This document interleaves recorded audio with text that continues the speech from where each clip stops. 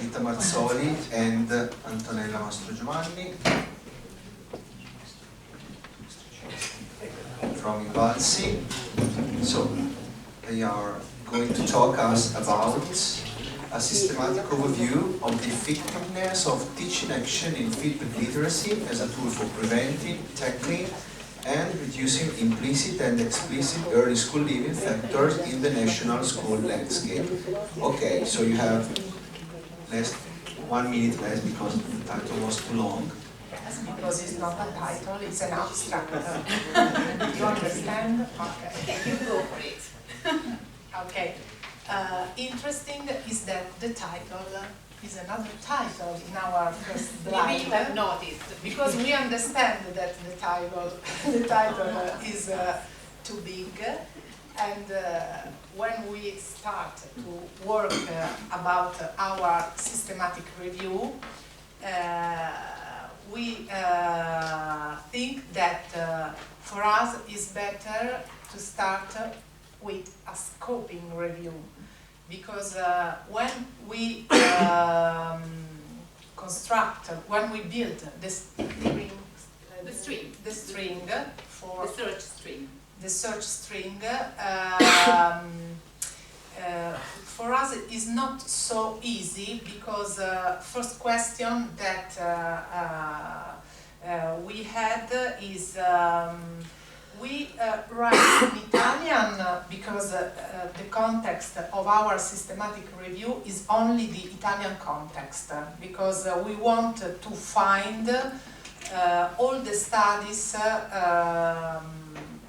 but all the studies in Italian context about feedback in teaching action. But then we explain why we want to study this point. Yes, this is not a systematic review. That's what our ambitious plan was before. Yes. We don't have time. No, we didn't have time, and maybe we did not have a good amount of literature to do a systematic review. And I will explain later why. So in this presentation we are going to explain our study process, our writing process, and it is that one of a scoping review, also a systematic review actually, and it is the explanation of the background, the objective, so our research questions, the method we used, and some results, and conclusions, and many limitations. So this is where we started from, the Childhood and Adolescence Authority book, and in particular from recommendation number 4. We started from here. Sorry, I took some notes because I don't remember all these things that you should say. Because there is we noted that there is a lack of direction, governmental direction in this topic, in the early school leaving issue, and this publication highlights the multidimensionality of this problem of the early school leaving issue. But however, the diversity of territories in Italy, so with different socio-economical, cultural backgrounds, is impossible, in fact, to identify common guidelines. And this volume presents several recommendations useful for training path for teachers in their individual specificities that the various territories can implement, can adapt. In particular, we started from recommendation number 4 because this has a great character of transversality and makes a major attachment to the need to renovate educational teaching styles and, to quote verbatim, to invest in a strong renewal of didactics and teaching styles to facilitate pupils' active participation. This is a key word, it's very important, in learning processes and personal growth, and to support pupils' sense of welcome in the educational community through cooperative work in small groups, peer learning, education for active citizenship. And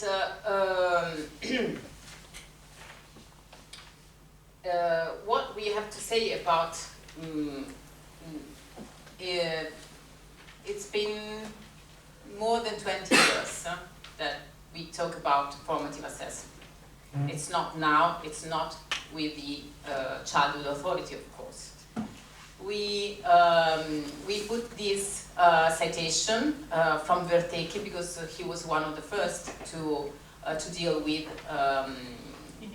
in Italy, of course, with the formative assessment. And we took this last bibliographic reference from Clark, and especially about, he talks about self-regulated learning. So he gives a much more stress to the autonomous learning process of children, of students. And theoreticians agree that self-regulated learning is predictive of improvement in academic outcomes and motivation among students. But yes, my link, connection link. Yes. But what about the international research? If you look at TALIS, maybe you know TALIS is an international educational survey run by, managed by OECD, and TALIS 2018 compared. Italy stands out for its use of student questioning, so it's direct questioning, so what we call interrogazione, with students. And against an average of TALIS countries of 49%, so 80% against 49%, it's a lot. Although there is not much difference between the TALIS average and the Italian figure, for the most other assessment methods, the percentage of Italian teachers using student self-assessment compared to the TALIS country average is perhaps noteworthy. Italy 29% and TALIS average is 38%. So this for the use of formative self-evaluation, student self-evaluation. And in Italy, it's the least common assessment practice. So in our country, it's not very practiced. This according to the TALIS survey, of course. So why? So our objective was initially, as I said, a systematic review. It began a scoping review. What is a scoping review? A scoping review is a standalone research project, just like systematic reviews or narrative synthesis. But this is an initial step can be before systematic review, can come before the systematic reviews, because it is done to map the literature in a certain environment, in a certain research area, maybe to undergo later a systematic review, if it is the case, of course. So, scoping studies aim to map the literature in a particular topic, as I said, and provide an opportunity also to identify key concepts that maybe lack in the research scenario, and identify gaps in the literature as well. So there are mainly 4 reasons to undergo a scoping review, and for us was maybe surely the first one to examine the extent, range and nature of research activity in Italy, in the Italian territory, in the Italian context, and it is not easy, as we we'll see, to determine the value of undertaking a full systematic review, maybe, to summarize and disseminate research findings, of course, to identify research gaps in the existing literature. Again, we don't know, maybe there are gaps, maybe yes, because we thought that we know some publications, some researchers that deal with formative assessment, and it wasn't in our research outputs, in the publication outputs. So we start from the search string construction that is vital for a research project like this one, and to construct a search string we start from the title to analyze the title. So the feedback in the teaching action as a tool to tackle early school living. This is the storytelling of our search string construction. I won't read it, of course, it's just to give you an idea of how many times we try to run searches in Google Scholar, because we tried also in Scopus, that you know, it is a multidisciplinary database, but it has limits as regards the Italian publication sector.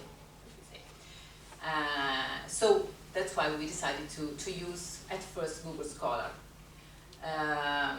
So this is our, we also write down some notes. The last one string was feedback and assessment for learning or formative assessment and school. So this is, of course, these are called the logic Boolean operator.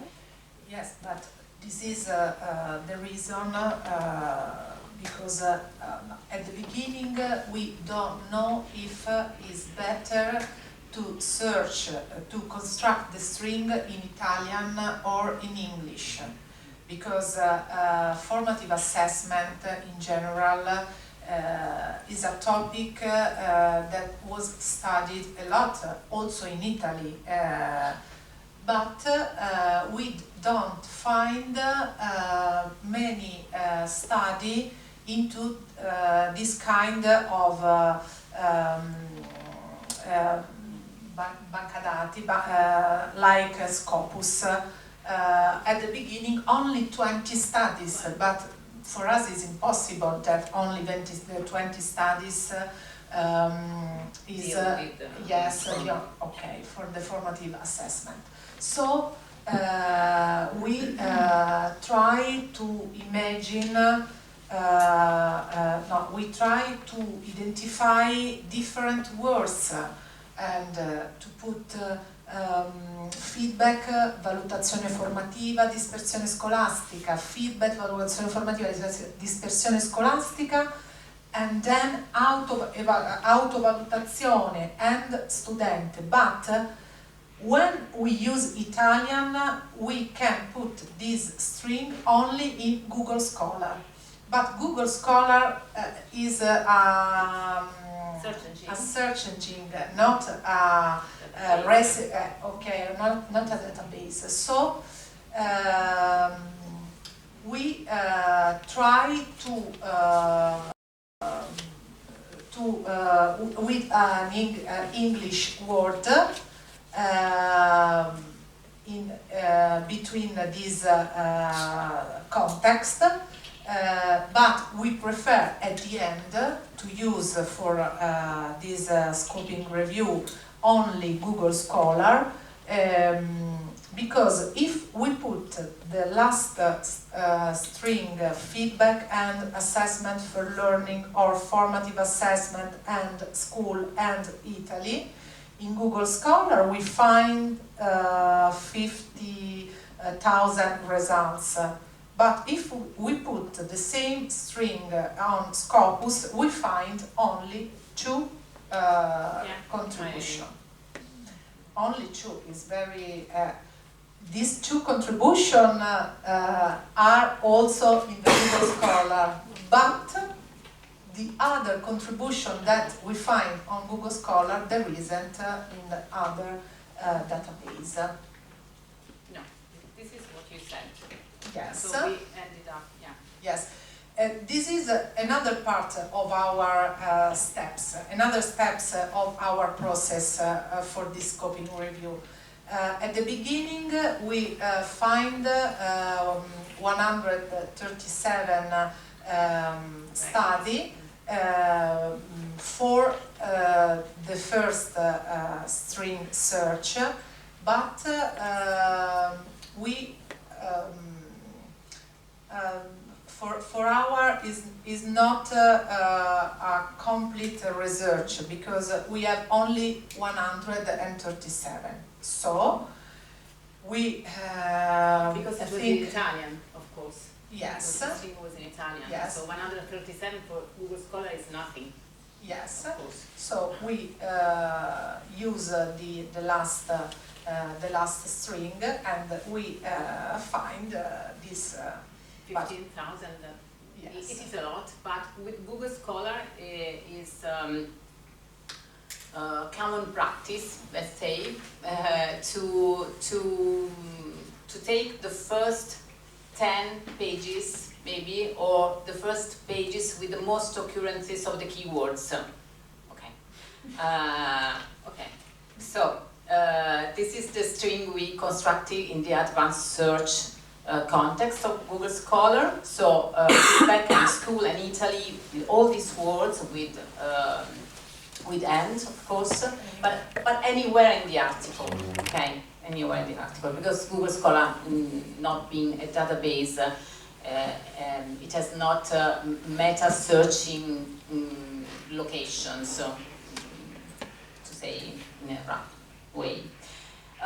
We did the same thing, as Antonella said, in Scopus, and of course we ended up with 2 results, only 2. Scopus, of course, is you have to put to use the advanced search and use their keywords, their search limits. And we used the broader one, title, abstract, and keywords, of course. What did we do after we found these 15,000 records? We used Ryan. Ryan is a software to analyze in blind review literature, and to agree with 2 reviewers according the fact to go further, so to consider the studies eligible to take part to the last cohort of studies. We started with these 100 articles, and our criteria for inclusion were that the studies had to be empirical and non-empirical studies, so theoretical and empirical, national, so Italian setting, of course, and any school grade, not university, but any school grade, excluding higher education, as I said, and studies not related to Italian context, so very simple. So at the end of this blind work review, we ended up with, I don't know if, with 39 excluding, 34 included, and 15 in maybe that we are undecided. And the black one, it is the part of studies, the number of studies that we didn't, there wasn't an agreement with Antonella, but we found. For this, found at the end, so 55% were excluded according to those exclusion and inclusion criteria I said before, and 42 were included, and only a minor part stayed in this maybe maybe environment. Well, of course, you can't read this. this is our extraction table. So after the Ryan work, we extract all the bibliographic records in this Excel file, and we categorize them. Of course, author, title, abstract, topic, and the kind of studies, and the data collection method, and the year and the source, of course. Do you want to say that? Yes.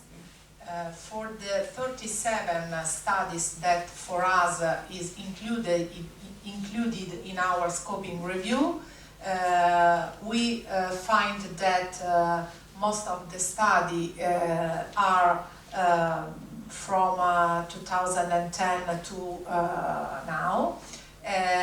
Only 3 studies is before, but interesting because these 3 studies are fundamentally about the new law that in Italy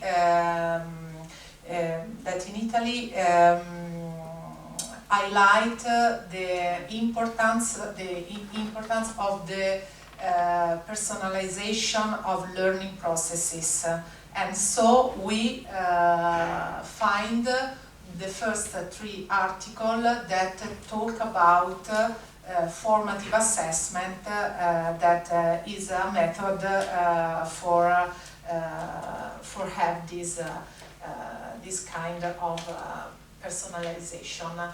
And for the topic, interesting is that in these 37 studies, we have a lot of studies about math and STEM, because these studies that we find on Google Scholar is important that we repeat the context, is about these 2 topics, because in this article they talk about the use of digital technologies. They built a tool, an automatic tool to do formative assessment in classroom, but specific for this subject. So is a limit for the study of the formative assessment for us. And the population of these 37 studies are schools or students or teachers or teacher and students. It depends. And for the conclusion, interesting is that we find only one study that proposes an instrument for assessing teachers' formative assessment practice to study this kind of phenomenon. And for us, the limitation is that several studies are about training courses for teachers. So we read about formative assessment in the context of the training courses teachers. So the point of view is that one of the product, the tool constructor, not only the teachers or the researchers.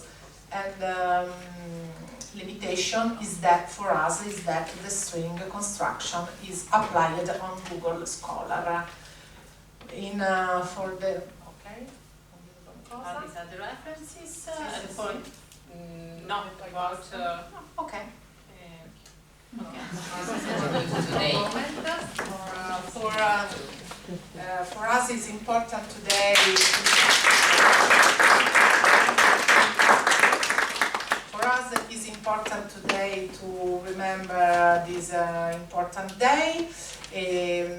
Vi leggerò in italiano una citazione di Pierpaolo Pasolini, se la leggo perché non ci vedo. Allora, penso che sia necessario educare le nuove generazioni al valore della sconfitta, alla sua gestione, all'umanità che ne scaturisce, a costruire un'identità capace di avvertire una comunanza di destino, dove si può fallire e ricominciare senza che il valore e la dignità ne siano intaccati, a non divenire uno sgomitatore sociale, a non passare sul corpo degli altri per arrivare primo. In questo mondo di vincitori volgari e disonesti, di prevaricatori falsi e opportunisti, della gente che conta, che occupa il potere, che scippa il presente, figuriamoci il futuro, a tutti i nevrotici del successo, dell'apparire e del divenire. A questa antropologia del vincente preferisco di gran lunga chi perde. È un esercizio che mi riesce bene e mi riconcilia con il mio sacro poco. Pierpaolo Pasolini.